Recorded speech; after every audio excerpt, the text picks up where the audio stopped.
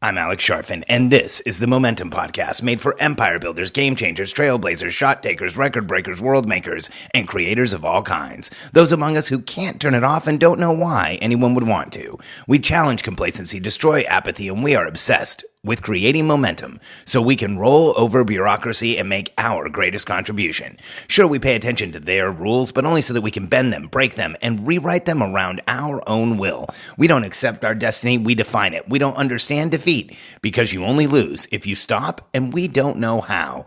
While the rest of the world strives for average and clings desperately to the status quo, we are the minority, the few who are willing to hallucinate there could be a better future. And instead of just daydreaming of what could be, we endure the vulnerability and exposure it takes to make it real. We are the evolutionary hunters, clearly the most important people in the world, because entrepreneurs are the only source of consistent, positive human evolution, and we always will be. Vulnerability creates momentum. This is one of the hardest lessons to learn as an entrepreneur. It's one of those things that can take forever, or you can start experimenting with it and learn it much faster than the rest of the world around you. And the actuality is that a lot of entrepreneurs never fully learn this concept, never fully engage with this concept.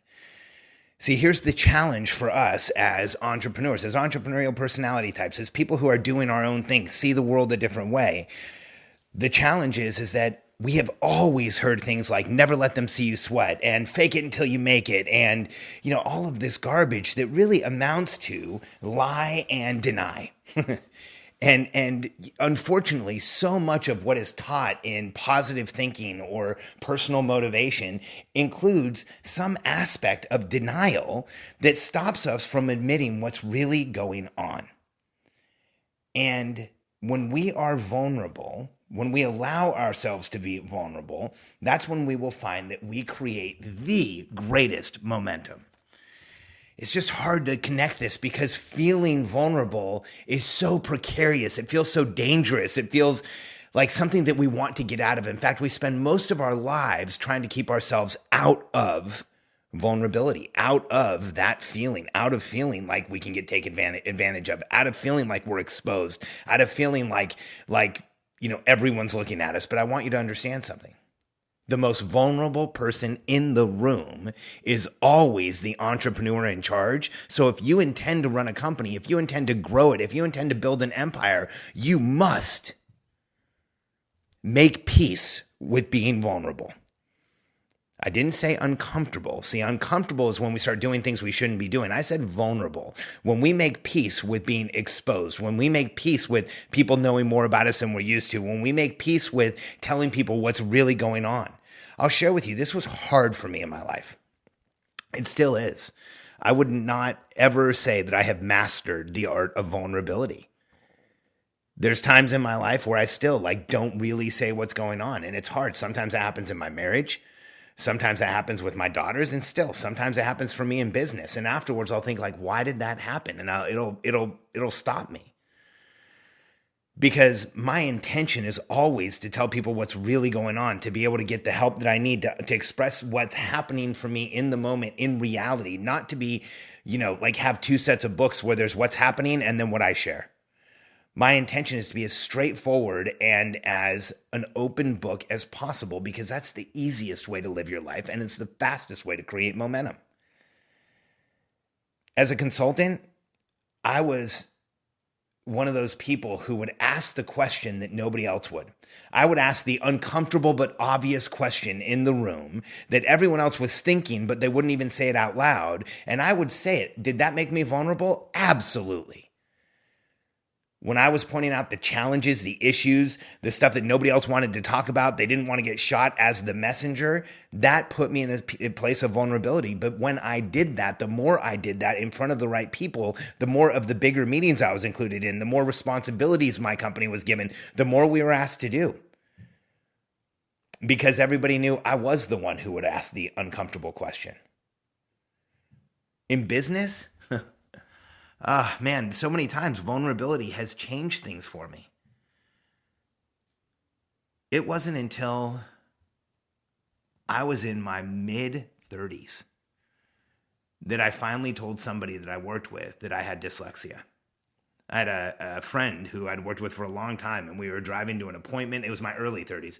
We were driving to an appointment, and he said, dude, I got this email from you yesterday, and there's like 3 words in a sentence that I just can't figure it out. And he pulled it out, and I remember him reading it to me. And based on what he said, I could remember what I was trying to tell him. And I told him, and he's like, man, you should proofread these every once in a while. And I said, yeah, here's the problem. Like, I could proofread that 20 times and I see what I want to see. I have a level of dyslexia where, I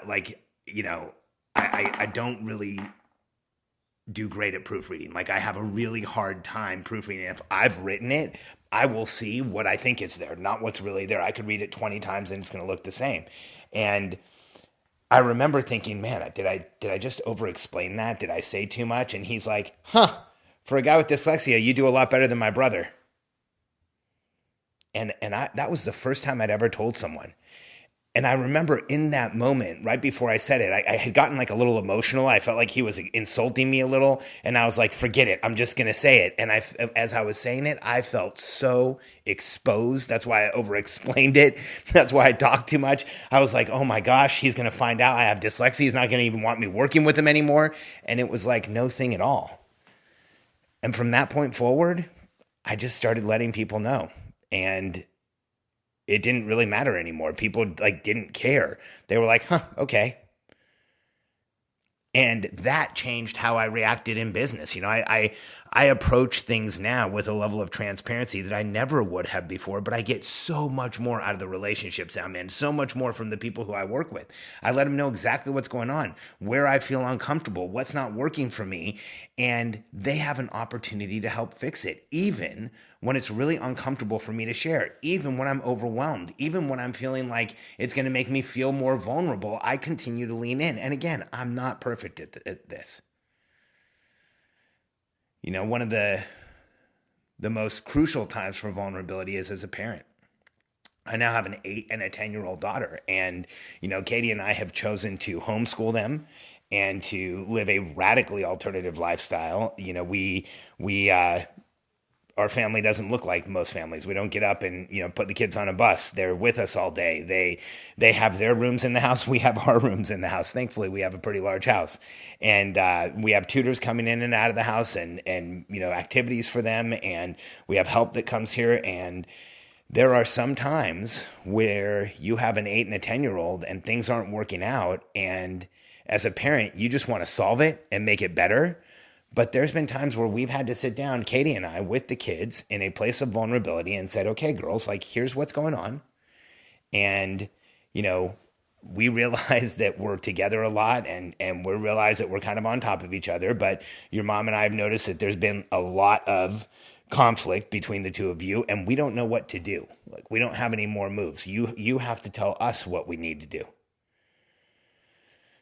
And that is a place of extreme vulnerability. I can remember when we had that conversation with the girls or a variation of that conversation, because believe me, it's happened more than once, but I can remember the first time we had to do something like that with 2 kids and my face feeling hot and feeling like I didn't know what was going to happen next. And I really didn't, because I didn't have this figured out. And it was a lot like it was in business. The kids, I think the first time we ever had that conversation, said something about needing to go outside more and maybe they could be more active. And I don't know if they made it up on the spot or if they were actually thinking about it or if they were just trying to give us an answer. But we all felt a lot better when we were done. And I think they understood and they heard. And they know that their parents are not infallible and that we need them in the game as much as we're in the game.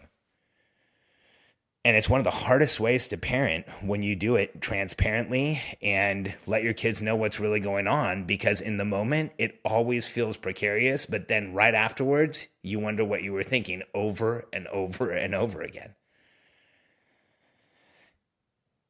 If you're an entrepreneur and you have decided you're not going to live like the rest of the world, you're not going to let somebody else decide what's going on for you. You're going to forge your own path, do your own thing, go out and change things. Maybe you're an entrepreneur working on a team. Maybe you're an entrepreneur working for a company. Maybe you're an entrepreneur running your own business, but it doesn't matter.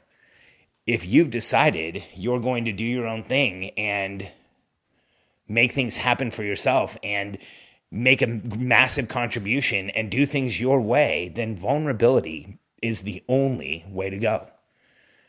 Because the more you're willing to tell people what's really happening for you, the more you will get exactly what you need when you need it.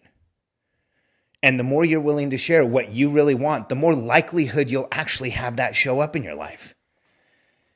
And the more you act as exactly who you are, the less operational drag you're going to be carrying around, the more momentum you will feel, and the faster you will connect to the greater purpose you have and to all of the resources you need to get there. It just takes the first step of you being clear, being vulnerable, being transparent with the people around you, and stepping into that space where you share what's really going on so you can get the help you actually need. Like I said earlier, I wish I was an expert or a black belt at vulnerability. I would give myself a solid, middle of the road. I think I'm more vulnerable than most, but I've certainly met leaders who are willing to be more vulnerable than I am, and they inspire me.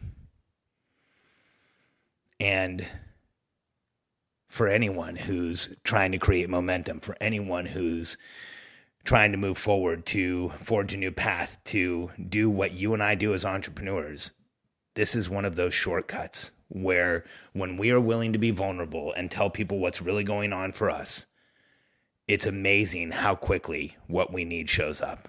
So thanks for being with me today. Think of that place in your life right now where you need the most help. Think of that place in your life right now where you're feeling the most uncomfortable, where you have the most ambiguity, where things aren't going the way you want them to. And commit to telling someone who cares about you what's really going on and getting some help. Because as entrepreneurs, we learn very little standing still and almost nothing alone. We help each other move forward. We all go forward faster together. Give someone else the opportunity to help you where you're feeling most vulnerable, where you're feeling the most ambiguity. Let them know what's really going on and see what happens.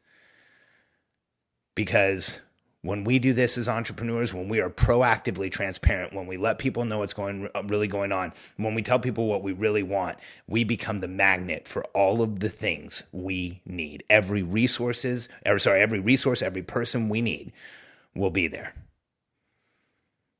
Let me know how this works out for you. I know it's a huge bridge to cross, but all it takes is some faith in the beginning and then careful observation of what happens going forward. And the more vulnerable you are, I assure you, the more momentum you will create and feel. If you haven't yet, download my book. It's The Entrepreneurial Personality Type. And if you relate to this podcast, if sometimes you think, like, how can he know this much about my life? I want you to know how I do. I wrote the book, The Entrepreneurial Personality Type, and it's about people like you and I, and every person you remember in history that matters to be remembered, every person who ever did anything significant who is just like us.